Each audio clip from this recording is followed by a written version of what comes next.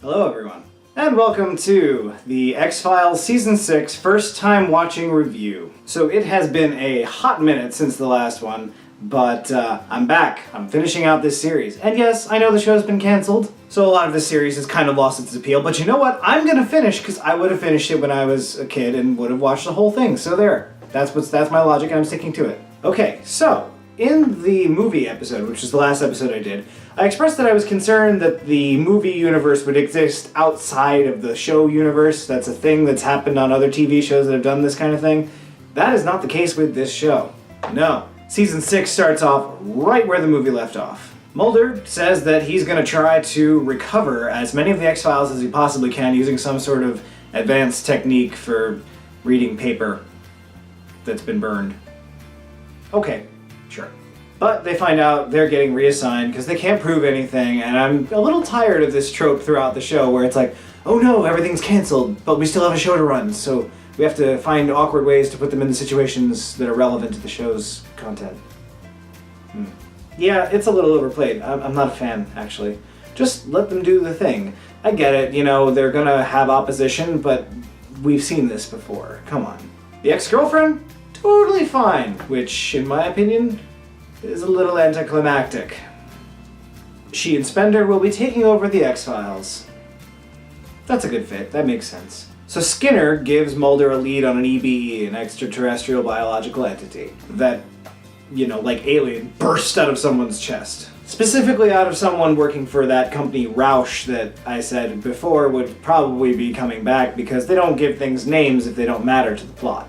But I was thinking, you know, this might actually work out. If someone can corroborate Mulder and Scully's story, then they'll get reassigned to the X-Files and it'll be all back together and everything will be great, right? I thought they might wrap this up in one episode. And the psychic kid from Season 5 shows up in the back of their car, which is strange. But he's got stitches and a fever and appears to have been infected with a virus and this whole... here we go. Another kid dying on the show. And he gets taken from them to track down the alien. Mulder and Scully get transferred away from Skinner, which is probably the first time that anything really has made any bureaucratic sense in this show the whole time. They toy around with this idea that our junk DNA, the stuff that really doesn't seem to do anything, is extraterrestrial. This idea that we're all part alien. And this idea does come back later in the season. And supposedly the only difference between this kid and us is that those genes are just active in him. The alien molts again and assumes what we can assume is its final form. So, we're on to episode 2 now. I'm trying to tear through these videos faster because the filler episodes really aren't very good. The show really is about those alien episodes, and these videos are really long and take forever to edit, so I'm gonna not phone it in, but I'm gonna do it quickly. So, people's heads are exploding from low-frequency sounds. It happens. And for some reason, this means they have to keep moving west at an increasing speed.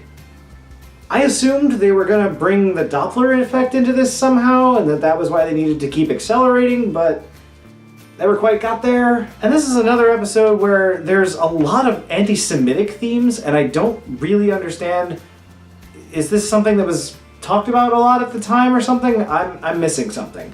It's just a topic that keeps coming up in this show. My notes on episode 3 are, I think, pretty funny. So Mulder travels back in time to World War II in the Bermuda Triangle. And Spender is a Nazi, and at this point in my notes I put, oh no.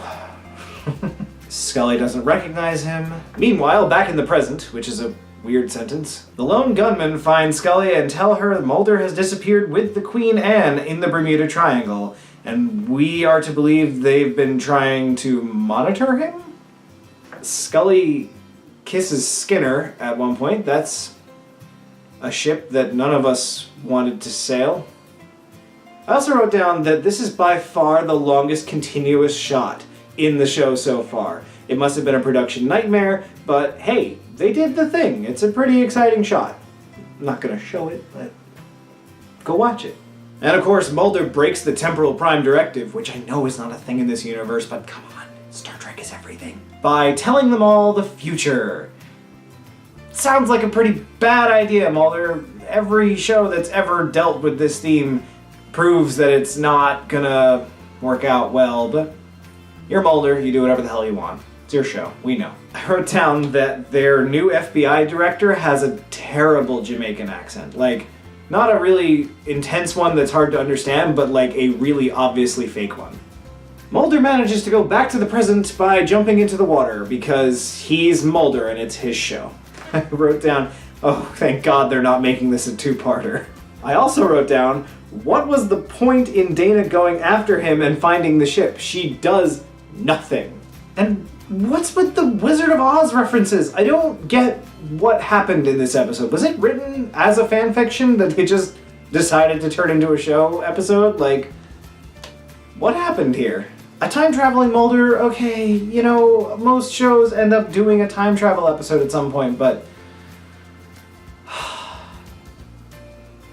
totally inconsequential, no real impact. What was the point of this episode? What did it tell us about our characters that we didn't already know? Alright, so then we're on to episode 4, Attack of the Body Snatchers, as I'm gonna call it. Mulder switches bodies with someone, and I don't know if this is like a sci-fi trope or not, because every show has this. Star Trek, the original series, has this. What I thought was interesting about this particular episode is that most shows don't use another actor when they do the body swap type stuff. They just use the actor, like, acting like another person in that scene. That didn't come out clearly at all. So, like, Mulder switching with this other guy, they would just have the other guy do all the scenes and not have Mulder do it at all. And that leads to a lot of really interesting scenes, like this mirror scene later in the episode, which is not perfect, but it is really, really good. The actor playing Mulder in the other person's body, you know what I'm saying, is doing one action, and then the actor who plays Mulder is doing the same action, but in the mirror as himself, and it's sort of this whole, like, self-image type of thing. Again, a pretty cool idea executed fairly well. So I felt that there was a bit of a plot hole in this one. I'm just going to read my notes as is. We watch someone swipe their card and enter a key code. Mulder's door doesn't require this, apparently, despite his body being the higher-ranking person and the fact that the military is well aware of the existence of shapeshifters. Again, the security really only works if you actually have to use the security protocols. I wrote down, I'm beginning to suspect that Mulder might actually have some sort of porn addiction. We also get one of the freakier things, in my opinion, in a sci-fi show where someone phases inside of a solid object and, in this case, starts speaking an alien language, and the phasing into the solid things freaks me out all the time. Nope. This episode is a two-parter, so we come up to episode 5, and honestly, there's really not much more interesting to say about this episode. As if by magic, everything just resets and things are fine. That's it. I wrote, that was a really crappy ending. So then we come to episode 6, which is of course the Halloween episode in my opinion. I was a little confused. I wrote, Haunted House? Nightmare Before Christmas? Reminds me of Beetlejuice? Everyone is shooting each other and crawling around, bleeding all over the place until they realize it's all in their heads, and where's Mulder's mother? What a weird episode. Weird. Didn't like. Moving on. Alright, so episode 7. Now, we got this demon, right? Welcome to the X-Files. And he takes this demon-looking kid right out of the womb. I'm convinced that whoever wrote this episode doesn't really understand how baby monitors work, or that I grossly misunderstand how baby monitors work. I wrote, the baby monitor can hear both Mulder talking on the phone and Dana on the other end? How sensitive is this microphone? It's also working the other way around. He's in the baby's room hearing a conversation downstairs. Most baby monitors are for you to hear the baby remotely, not for the baby to hear you. Why would the baby need to hear you? Yeah, they make some two-directional ones, and they got some really fancy ones now with like two-way communication, but it's 1999 at this point, I think. No, that's not how baby monitors work. I'm sorry. So then we come to episode 8. Again, I'm just tearing right through these. All I wrote for this episode is, Skinner boxes apparently. It's a wonder he gets his ass kicked so frequently. That's the takeaway. So then we come to episode 9. Here are all of my notes about episode 9. Nanobots. They decide to not kill Skinner because... maybe Krychek wants him for something? That's as far as I got. That's all the notes on this episode. In case you couldn't tell, I'm a little over this show. Episode 10. Old guy can sense death coming and takes photos trying to catch it. Dies. That's my notes. Clearly, I am very emotionally invested in this show. So we're up to another two-parter, episodes 11 and 12. Cassandra Spender is back. Apparently, they have finally succeeded in making her a hybrid. Yeah, she gets like 50 miles per gallon. It's amazing. So apparently, from what I can gather, humans were tasked with making a hybrid to become slave laborers, and once they succeeded, it was time for the invasion to begin. What? Why would the humans be tasked with doing this really challenging task that would be basically nothing to the aliens to make slaves, which clearly they have the technology to do? Are we the slaves already? I don't understand. Why does it need to be a hybrid? Why? I don't get it. And of course, I know we're not meant to get it. I worry. The show has been canceled again, and I kind of worry that we're never going to actually figure out what the plan is. We finally get an explanation for the black oil. It's like their life force or something. Still a better explanation than we got in District 9. But instead, in parallel, Mulder's father wanted to develop a vaccine. And they succeeded. Instead, in parallel, Mulder's father decided they were going to develop a vaccine to black oil, which also succeeded. Rebels steal the alien fetus, they stop the plan and destroy all but 2 members of the Syndicate. And the smoking guy shoots his son. Now, given his track record for actually killing people when they matter to the plot, I'm not expecting him to stay dead, of course, but man, I really want Spender to die. Not as much as I want Krychek to die, though. Again, the deep emotional investment I have in this show. Then we come to episode 13. I'm just gonna read what I wrote at the time. It's gonna sound like code. Hurricane, Florida, cat to the rescue.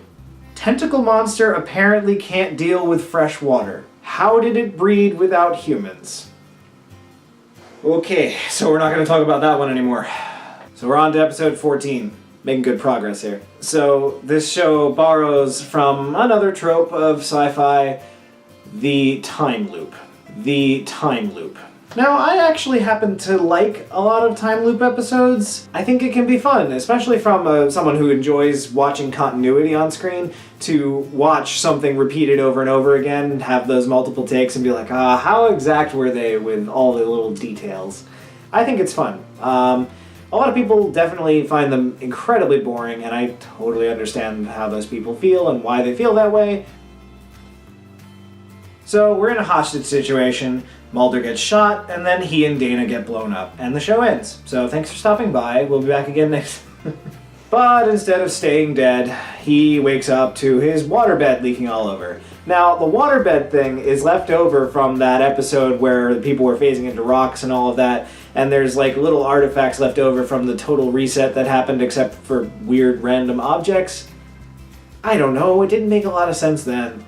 But yeah, the point is that Mulder has a leaky waterbed. But the interesting twist on Groundhog Day for me in this episode is that we're not seeing it from the hero's perspective. We're not seeing it from the person who keeps witnessing the loop over and over and over again. And I do like that there are differences in each iteration. It's not a perfect repetition, but it's not in that like growing sense of like it's gonna be okay. You genuinely don't know how it's gonna work out. Like, yeah, of course the show's gonna go on, they're gonna break out of the loop, we know this, but you don't know exactly how. It's not like in the Star Trek Next Generation episode, the name escapes me, I'll put it in text over here, where there's an obvious solution and you just need to do it enough times for everybody to remember everything and then it all comes together. But they do make use of deja vu, and I don't love deja vu being explained by time loops. It's not my favorite explanation for the phenomena, but it works, it makes sense, I get it, it's been done. I felt the need to write, Mulder says ATM machine. So then we come to episode 15, and I've got just 2 notes here. I've got Mulder and Scully are actually going undercover, which they don't do nearly enough in my opinion. There's a homeowners association and a tulpa. And the tulpa is slightly different than the supernatural iteration of it, which I happen to like more, believe it or not, because Supernatural is a good show. That's literally all I wrote for that episode. So then we're on to episode 16. Okay, I wrote, "Damn Wolf Link from Twilight Princess goes rogue. Werewolves." So then we come to episode 17. That was all there was to say about that episode. I'm sorry. Ghost guy transmutes matter when he phases through. Terrible explanation. Something electricity. He just gives up, commits suicide, and we don't really get an explanation for anything. Okay. Then we come to episode 18 with the writer who seems to be stalking Dana, and by seems to be, I mean is absolutely 100% stalking Dana. I wrote, "The ultimate enemy of the X-Files, a writer." So I'm kind of confused how things work in this particular episode's universe, because again, these throwaway episodes don't really seem to have any bearing on the continuity of the show proper in itself, the Alien episodes, which are really the core of the show. And again, I really need to just watch those episodes in sequence because, oh my god, the rest of it really is crap sometimes. Because does the writer create characters? Burning the story seems to end it. I just don't understand the relationship between this writer, the universe, things that exist, things that he's just writing about, the future, the past. I don't know. And again, I had the note, well, that was a crappy ending. And I feel like that's sort of a summary of this season in general, is that, like, they had some good ideas, they borrowed some really old sci-fi tropes, and they just kind of ruined the ending for most of them. And I'm like, you could make this work. And in my mind, this is what happens when a show grows beyond the story it was originally trying to tell. And this show is kind of unique in that way, because I've seen that happen before. For example, with Supernatural, where it really should have ended in season 5, and they go past that, and it doesn't really find its footing again. But it's still good, because you still love these characters and everything. But this show really tried to keep that arc going through the whole show, and that's sort of unique to this show, at least in shows that I've seen.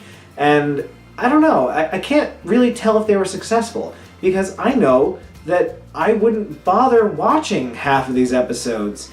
They're just not compelling, and the characters are not enough to keep me going, because they're just not really well-rounded characters. And we keep seeing the same patterns in this show over and over and over again of, the X-Files are closing. We gotta, get the X-Files restarted. We gotta, take this case even though we're not on the X-Files anymore. And Scully doesn't believe, and Mulder does, and sometimes they flip that, and it's so cut and paste. Like, you could take those characters and put them in any situation, and that's great, because that means they have character. But no, it's actually that they don't have much to bring into the story, so they're not going to change the story at all by being there. They're sort of just the heroes that are in the room at that time. And, like, they don't really bring a lot of their personality into it. And that's something that I'm missing from the earlier seasons. Mulder's humor, Mulder's dry sarcasm, his drive, frankly. And that's sort of written out of this season because